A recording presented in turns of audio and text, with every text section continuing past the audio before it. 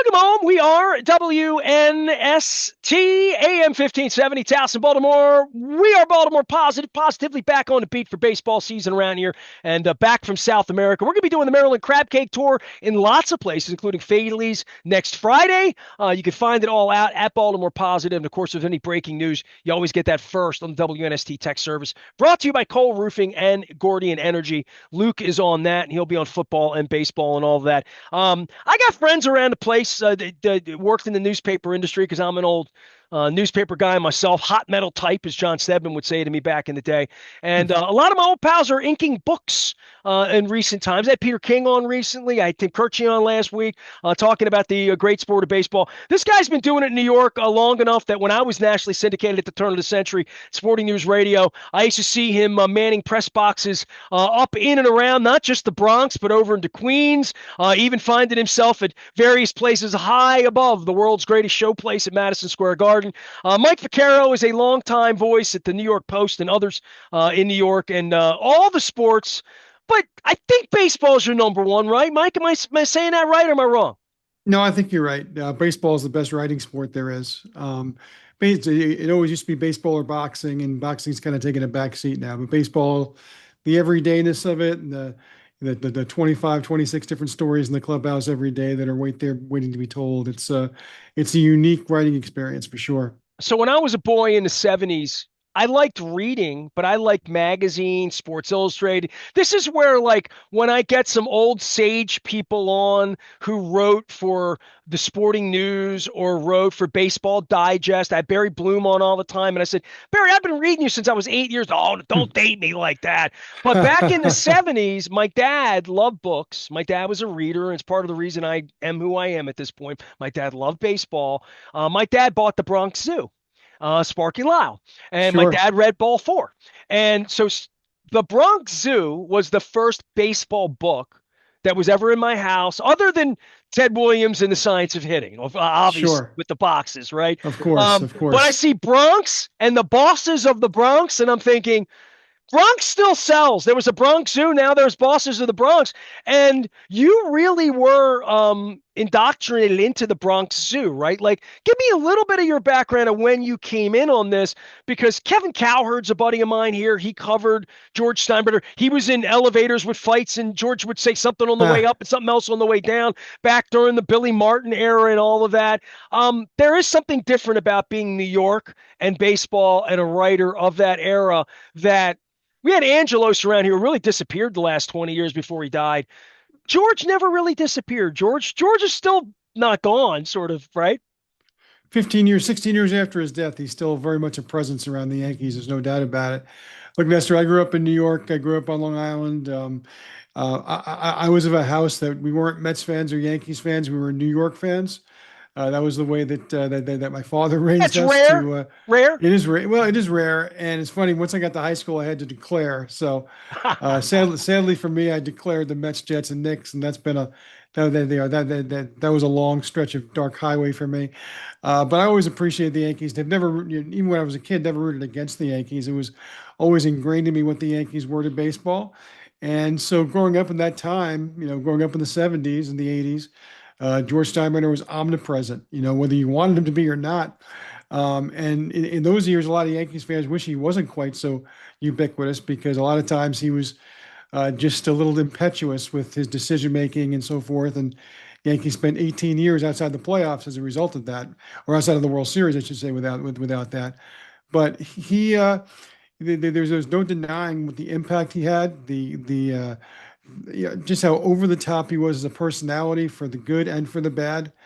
And look, the Yankees were dying. They had one foot out the door when he showed up, him and his partnership group in 1973, either for New Jersey or even for New Orleans, because the Superdome was being built and they wanted a baseball team, and the Yankees were the clear number two team in New York. They were almost chased out of town by the Mets, as hard as that is to believe, in that time. And within 3 years, they were in the World Series, and within four, they'd won the World Series. And George wasn't primarily or wasn't solely responsible for that, but obviously it was his wisdom and his vision that really shaped what the Yankees became immediately and also long term. And But clearly, you were look, watching the Yankees as a kid before Steinbrenner got involved in 73, when CBS owned the team, Mickey Mantle on the way out, Bobby Mercer, Yep. all of that kind of stuff. Um, the Steinbrenner energy, it enveloped everything, not just and some of this is about Trump too. It sort of enveloped the city, right? Like Yeah. Trump wanted to emulate Steinbrenner, still kind of does, and in all the worst ways, but Steinbrenner was that original larger than life. He got to stand on top of the Empire State Building like a gorilla because he owned the Mhm. Yankees, right? Yeah, and there's no question, for better or worse, that Trump studied George's playbook. I mean, he sounds like him, he talks like him. When you read the book, you'll see a bunch of George quotes, and you'll shake your head and you say, this is exactly Donald Trump talking, only about other subject matters. They were friends. I mean, Trump was always one of the bold-faced names in Steinbrenner's box on opening day or for the World Series. And you're right. I mean, and the thing that Steinbrenner realized from day one was the enormity of New York and the enormity of New York as an asset to him. When he wound up signing ball players that really made the impact, Caffrey and Reggie Jackson, he wasn't always the top bidder. In fact, he was never the top bidder. He was always outbid by $1 million or two, but he had New York to sell and he sold it. He had the Yankees to sell and he sold them. He had all of what New York could bring, someone like Reggie Jackson, who was really born to play in New York City. And again, you can say that for better or for worse, but his ego was such that New York was really the only city that was big enough for him. And George appealed to that part of Reggie. Reggie was a willing participant, and obviously the two of them worked together for 5 very tempestuous years. Everything was tempestuous with George, though, Everything right? was. Like, Everything was. did anybody ever have a smooth relationship with him? I like, and I guess part of the book and you writing the book was getting these tales told one more time in some sort of way where there is some distance, because there's a million books been written about George Steinbrenner, right? Right. And the thing of it is, I mean, this isn't a biography. It's not a strict biography. Bill Madden wrote a great biography about him just before George died. Dick Schaap wrote a biography of him back in the 70s.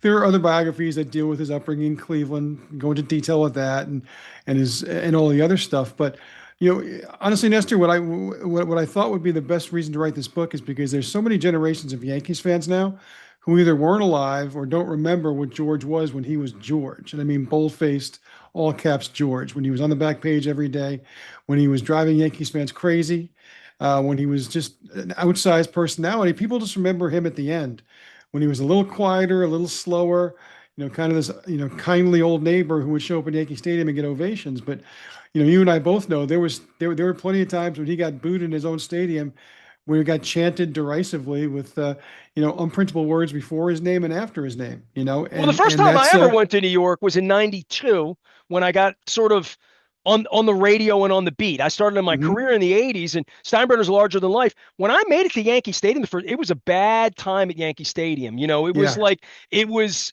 post Ed Whitson. It was sort of Mattingly had the corner office in the locker room there at that right. time, but they weren't very good, and the state tickets weren't selling. And I remember seeing him that day like in a larger than life way. Like I'm walking through that tunnel underneath of the old Yankee Stadium. There's George Steinbrenner standing there. I'm 23 years old. I would say starstruck or awestruck, but sort of like that's the real George Steinbrenner right there. Right, And right. those weren't good times. I mean, until No, '96 and the White Horses and Wade Boggs, and I was there that night too. There was a lot of wanting for George and a lot of spending money and a lot of headlines that people like you were writing, but it wasn't about championships. It wasn't about Mariano Rivera and what became of that between, let's say, '96 and even today, I would say, until the Red Sox kind of took over a little bit 10 years later. yeah, Nestor, winning is the great deodorant, right? Um, I had a conversation with Jim Dolan about 10, 15 years ago, and Dolan owns the Knicks and the Rangers. He's spent a lot of that time vastly unpopular among his fans. And he asked me one time, he said, I don't think there's ever been an owner who's been treated as badly as I have by his own fans. He said, every time I walk into the building and say, hey, Dolan, you stink, it's this and that. He said, no one's ever been treated like that. And I laughed and I said, well, all due respect, Steinbrenner was. And Dolan said, Steinbrenner, by the end, he was treated like a king. What are you talking about? And I said, sure, by the end. But you don't remember or weren't around for the Steinbrenner, who when Reggie Jackson returned and hit a home run off Ron Guidry in the rain in 1982, the whole stadium is chanting Steinbrenner sucks. You weren't there in 80 in 90 when he was thrown out of baseball for the second time, and the word got around Yankee Stadium, and people started chanting "Goodbye George." It was a gleeful moment for the Yankees fans. It's hard to attach that George with the George later on.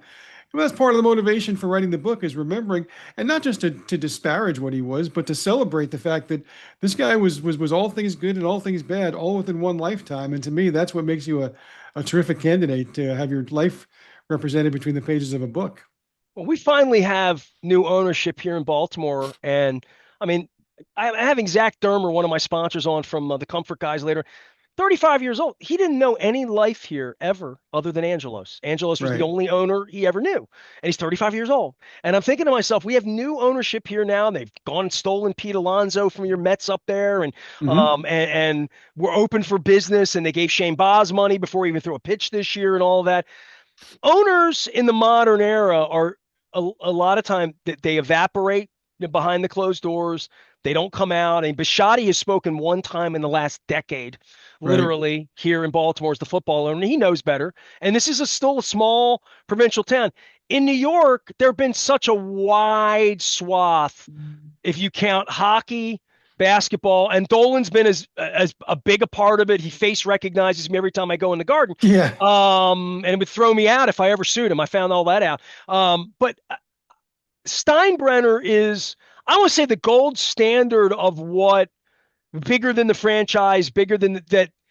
I don't think of the Lakers and think bus. I don't think Right. of even the Bulls and think of Reinsdorf. Whatever the name would associate with. Maybe Mark Cuban had that a little bit with the Dallas Mavericks, but the celebrity part of it, but not just for the celebrity's sake. I mean, David Rubenstein Right. wants to be a celebrity. He's made bobbleheads himself, but he didn't know anything about baseball. Right. Steinbrenner was negotiating in on it. I In 1992 when Rick Cerrone, not the catcher, the PR guy, I Hmm. remember meeting him and saying, you got to have the toughest job on earth being the PR guy for a baseball team that really isn't the New York Yankees, it's New York Steinbrenners, because it felt that way for a good 20 years. That'll never happen again. That'll just never based on even Jerry Jones and Right. Robert, maybe Jerry with the Cowboys, maybe Jerry is the Cowboys in that sort of way, and maybe that's the only thing I can compare it to, and he's had no success at all in 30 years. So that's a failure. That's not really it's a financial success, but for being beloved, they all want a statue. They all want to be beloved, man.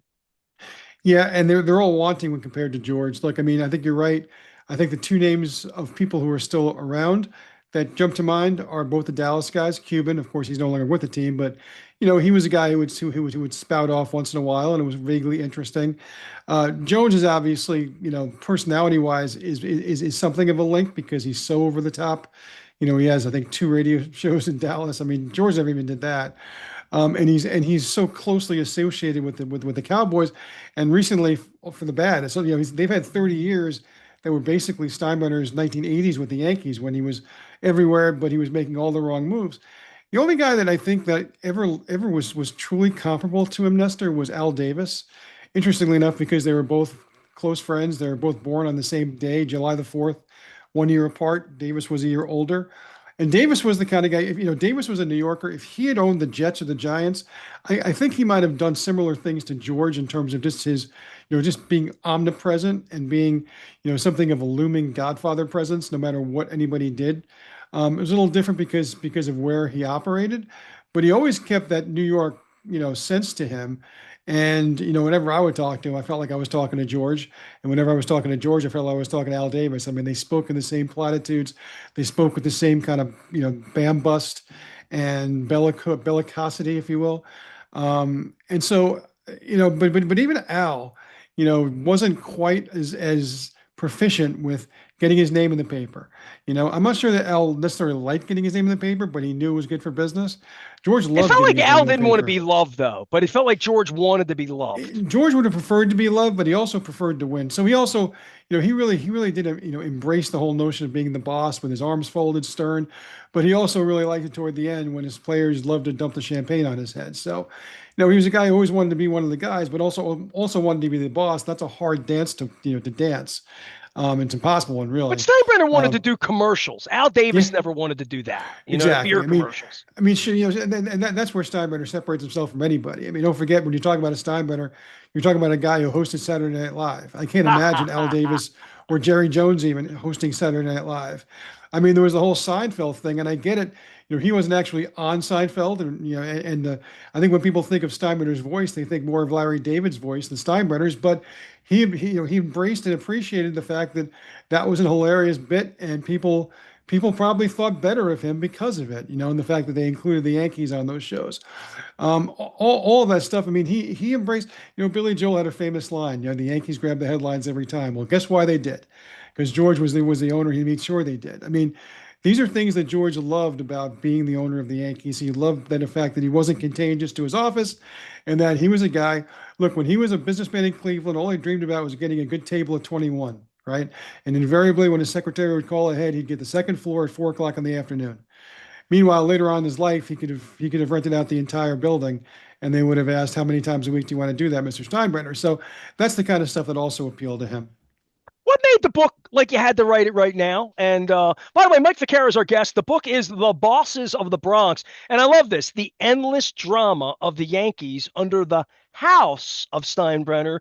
They have a house there, right? Like, literally, it's moved on. If George were alive to know what has happened, the fact that it's stayed within the family, the fact that the new stadium has happened, like to win more, obviously, but it's not like they don't try. And every time I go to New York, I always feel like y'all are spoiled because, like, Oh I've yeah, had the Orioles here. This is the first April. I've been on the radio 35 years here, Mike. I know I don't look that old, but I have been. I don't think we've had 8 Aprils that have we literally can go on, and this is one of them, where we're like, we have a chance to be a playoff team this year. right, There's not been a lot of that here.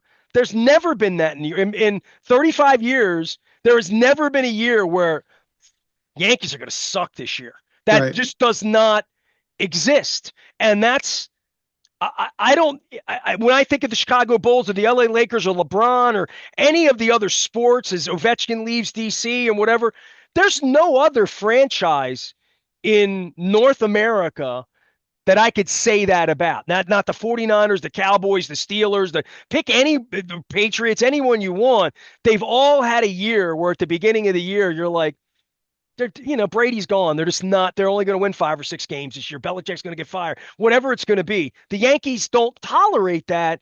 And I guess the Dodgers have now moved into a space where we might that might just be the case because of payroll and because of the disparity. And baseball is set up in that way, but the Yankees are eternally a contender. They are. Since 1995, I think they missed the playoffs 5 times, which is extraordinary. Um, and look, George knew what he was doing when he sort of made certain that Hal was gonna succeed him. He knew Hal was very different than him, personality wise, temperament wise, and he has been sometimes to the frustration of Yankees fans. Um, Look, he's allowed Aaron Boone to stay on the job since 2018. There's no way that George would have done that if it was George. Now, Boone might be the manager today, but it might be his second or third tenure, a la Billy Martin. Same thing with Brian Cashman. He would keep bringing back different members of his circle of trust after the trust, wound up evaporating. Um, Now I'm here to tell you that's not necessarily for the good to act the way George did. I know, I always get fans, whenever the Yankees are scuffling at some point during a season, if only George was still alive, what would George do? And I get it because there's this notion and this mythology that all he would do is bark and yell, and all of a sudden things would magically change for the Yankees. Well, I'm also here to tell you that from 1978 till 1996, the Yankees didn't win a championship. And that was primarily because George kept A, firing all the managers and firing all the pitching coaches, and B, he used to get mad at losing streaks. And so he'd trade Fred McGriff or Willie McGee or famously Jay Buhner and get nothing in return. And that's what caused the Yankees drought, and that drought is actually longer than the one they've had now. I know it's hilarious for people in Baltimore or most other cities to hear the word drought. The Yankees did win the World Series in 2009. But the thing of it is, and to Hal's credit, he doesn't look at this as a burden. I mean, he's always said, I look at owning the Yankees as being a privilege. He's privileged to carry on George's legacy, even if he doesn't do it the same way his father would have done it. And look, I mean, the one thing that bothers him is when people don't think he wants to win. I mean, I can tell you that the guy burns to win. He told me a story that I think really, symbolizes the difference between him and his father. And he would say, like, if I'm watching a game and the Yankees commit an error in the ninth inning, we blow the game, we lose, I throw my shoe at the TV. You bet I do. He said the difference is my father, he'd watch us lose a game, error in the ninth inning, throw his shoe at the TV. Then he'd pick up the phone and call the Daily News and the Post and Newsday and say, you know what I just did? I just threw my shoe at the TV. And there's 3 days worth of back pages right there. Hal's never going to do that. No other owner in creation is ever going to do that. But George routinely did it. And that's the thing that I think I enjoy most about the narrative of this book. And I think people have really picked up on is that it wasn't just that it was kind of nutty. It was like there were like different levels of nutty. I mean, when you associated George, and sometimes for the good and sometimes for the bad, but I mean the stories themselves are almost too crazy to believe, and yet they all happened, and they all happened as I think I presented in the book. So I think that's part of it also. Hal's just not like that. Hal's not going to generate that kind of information. I'm going to have Mark Messina on later in the day. Mark and I are lifer friends and loves baseball. And we're going to talk about this ABS thing, and I'm going to ask you what George would have made of all that. But Mark always likes to tell me the story, and I knew Mike pitching here and all that. That when Mike made that transition from Angelos to New York at a very very um, fractured time in Baltimore. The Ravens had just come and won the Super Bowl. It was the Hmm. turn of the century, and Messina never got the ring there and all of that. But that when Mike went there, he said the difference in Baltimore was if the hot tub was broken, Peter was looking to sue the hot tub person. In New Right, York, George would just fix the hot tub right, and would be uh, pissed at whoever didn't fix it if it right. wasn't fixed. That George just wanted, by the time Mike got there, right? Like there was nothing about the Yankee experience that wasn't, we want to win. And there was nothing about the Orioles experience that wasn't, we want to sue somebody and be angry all day. Nestor, Uh, great example. A great example of that is the 2000 World Series. Yankees won the first 2 games against the Mets. Mets win game three, and during game three, there's like a pipe burst in the Yankee clubhouse, and it was a mess. And look, the Mets visiting clubhouse was always kind of, second rate. I mean, they did that on purpose, obviously, because you get the home field advantage any way you can. And by the time the Yankees showed up for work on game four, all of the furniture from the Yankee clubhouse at Yankee Stadium had been U-hauled from the Bronx to the Queens. So when they walked into the Mets visiting clubhouse, the Yankees clubhouse at Chase Stadium, it looked like the Yankees clubhouse. And no one said a word. No one, everyone knew who did it. Everyone knew who was responsible for it. But that totally underlines the good aspect of George. That right, it's exactly what you just said there. You know what? This is the way it is. I'm going to fix it. How can I fix it? I can make it feel more comfortable. And guess what? They won the next 2 games and won the World Series. Was that the reason why they won the World Series? I bet it didn't hurt. what's your favorite story in your book, Mike? You know what? The one that makes me laugh still just rereading it, and it just tells you just what life with George was like. It wasn't like it was like, oh my God, my owner had a meltdown today. Really, around the Yankees, it was Tuesday or Thursday. It was just a normal day of operation. Last day of spring training, 1999. Hideki Irabu, who had been, a prize acquisition when he became a Yankee, never really panned out. He was always overweight. He smoked in the dugout. Didn't take care of himself. Sadly, passed away early. But on the last day of spring training, he failed to cover first base, and it just sent George into apoplexy. And of course, all the writers, all we want to do is get on the plane and get home, right? But we have to, George is there, so we ask him, "What do you think about Hideki?" And he said, "That guy, he's a fat pussy toad." And you hear that, and you're like, "That's funny." You think about pussy toads, green ooze, whatever.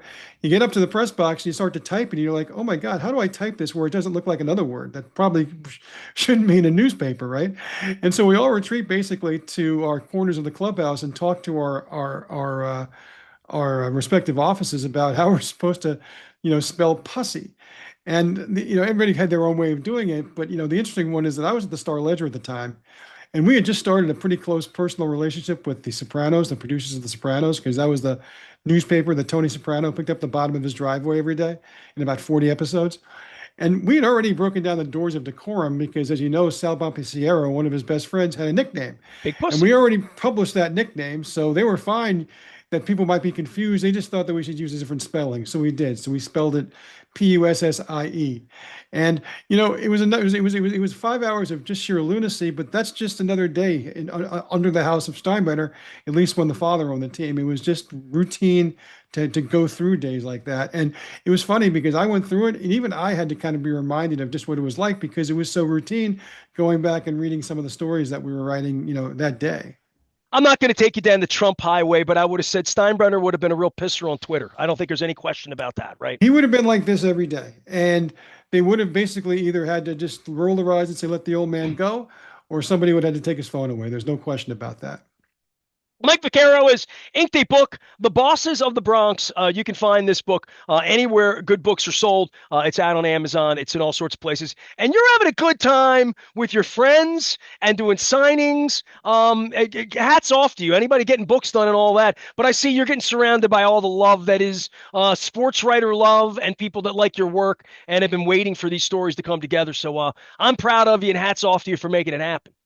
Nestor, my friend, you've always been really good to me, and I appreciate a few minutes to talk about this. I know that it is exciting times in Baltimore. I mean, I do think this is going to be a really fun summer for you guys, and you're going to enjoy Alonso every day because he's a gem to deal with, and he's just a fun guy to watch swing the bat. Well, last thing I got for you is the ABS system, and not just what George would make of it. Um, we're a couple days into this as we record this, okay? And on Sunday afternoon, it completely changed the perspective of the game. My wife and I are sitting there watching. My wife's like, "It's like a whole different game," and I'm like, Yeah. "It really is." I thought that they would just do away with umpires and we would just get the box. They'll never do that because it takes away the conflict. Yeah. Like the umpire's more important than ever now. They should never get rid of this. I'm only 3 days into it. And I'm like, this is great. They need to give them three, not two in a game because you got to have one in the And I also ninth think inning. that if I think there's a quirk in the rule, and it came to light in the Mets Pirates game yesterday. If you go to extra innings, if you're out of it, you get an extra one. But if you have one, you don't get an extra one, which seems strange to me. But that's so. But these are all things you can tweak. Yeah.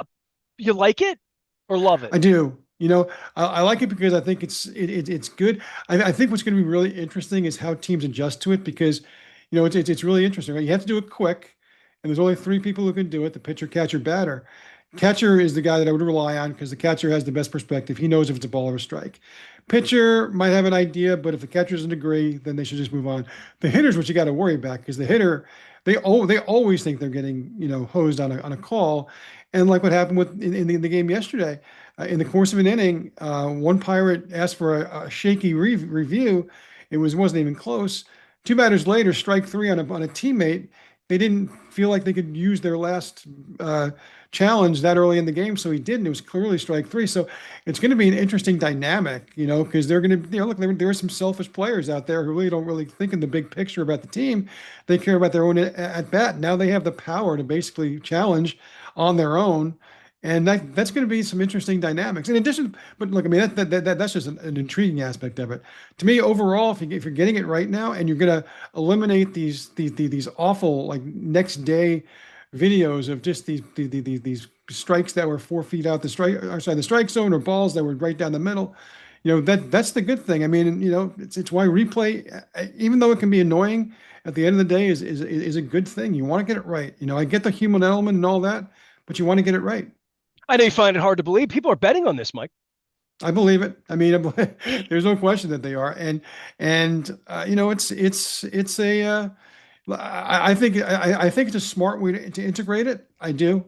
I'm with you. I thought that they would just have it, and they would kind of phase out umpires, but I think the umpires, like you said, are as integral now as they ever been because there is a limited amount. So, you really do have to be judicious with when you decide to second guess the umpire. What I like too, and I didn't realize this until watching games this weekend, umpires are allowed and in fact encouraged, even if there's not a call for reversal. If there's one in his mind that he thought was shaky, Like in between innings, he can call the main office, say, was I right in that call? And they'll say yes or no, and only he will know the answer. But now he'll know, that he can go forward with that strike zone for the rest of the day. I think it's a really, I mean, that's something that you're really not going to think about much, but that's a huge element to it also, that the umpires, will be able to maintain their own kind of consistency with what their strike zone looks like. Calling balls and strikes on the umpires, actually, Yeah, right? it's exactly right. But It's I exactly what they're don't doing. think they can ever do away with the. I thought this was the end of umpires. No, Hmm. I don't. I go back to the night in Cuba where I saw the manager come out yelling at the umpire and everybody's whistling and screaming as we do in Latin culture. And I thought, this is part of the drive. This is what's made Steinbrenner sell, was that Right. there was some conflict, there was some drama, there was some trauma, there was some debate, there was some FU, there was some ripping up of the rule book and all of that. I think that this and in the old days, the umpires, and you probably knew a lot more of them than I. I've only had a handful of interactions with umpires ever. I always Hmm. found them to be kind of arrogant and exactly what you Hmm. would think they would be, but they're out there getting yelled at by all night long by everybody. By everybody. I think that the umpire's integral, but I think the system and the fact that there's going to be conflict, that's going to make the game more interesting. I agree with I you. think the games have been more interesting the first week than they've ever been, just because every pitch now is in debate, disputable, and if you really get it wrong, you can get it right away. And if you think you got it wrong and you didn't, you've screwed your teammates. It's raised the stakes. It's made it more interesting. And even in the era of replay, Nestor, I mean, Aaron Boone gets tossed out of games 5, 6 times a year. And really, it's like arguing with a wall, right? Because once a replay is made, you really can't argue with anybody. You're arguing with a machine, basically. But the emotions of the moment still exist, and I think that was something I was skeptical about when the entirety of replay was brought in, because how are you going to argue with somebody who can't fight back? But they find a way, and you know what? I mean, I think that and again, as I said earlier, the most important thing is that you get it right, and I think all fans can appreciate that, even if the call goes against them, because they know I'm sure that a Royals fan isn't going to give back the '85 World Series because of that bad call, but in theory, I think they can appreciate the idea that that call will be right, because someday it's going to happen to their team also. I remember when the perfect game got taken away on a bad call as Another well. another great example, right? I Yeah, mean, yeah, yeah. that's right, and there seems to be a growing momentum for that game in particular. To look, everybody knows the call was wrong. I mean, the hitter knows the call was wrong. The other team knows it was wrong. The umpire certainly is already copped to it. Why can't we? And I know there's the idea that you open up a Pandora's box if you do that, but I don't think anybody would mind if the record was corrected on that one. And even if you just did it as a one-shot deal, if the commissioner could sign an executive order, I don't know if he's inclined to do things like that, but that would be right, because I think that's one thing that really sticks in people's craw, unless you're a Cardinals fan and you're going to go to your grave just feeling that you're one championship late. Harry Wendelstadt, Marylander, Baltimore guy. Mike Vaccaro is here. He has inked the book, The Bosses of the Bronx. It is all about the tales of George Steinbrenner, which I'm going to laugh a lot when I read this, right? I think you are, Nestor, and that was the intention. There's a lot of funny stories in there. There I really think are. I have a sense of humor from my dad having the Bronx Zoo sitting right on his If you like mantle next to the bed. yeah, if you thought the Bronx Zoo was funny, I think you'll think this is funny. My dad was a cheapskate. It was paperback. Mike Vaccaro can be found out on the interwebs. His book is also readily available, and I love talking baseball with you. We'll have a little Yankees Baltimore trauma here. And Let's by the do way, it. you said about arguing balls and strikes.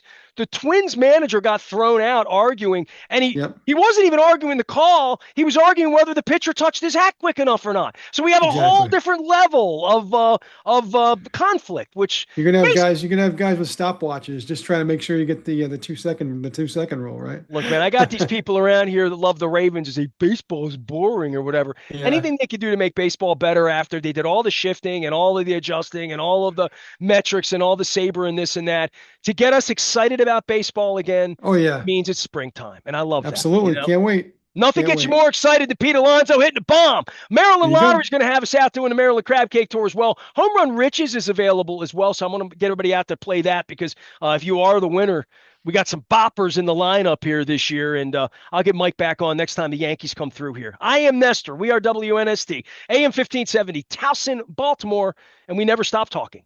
Baltimore positive.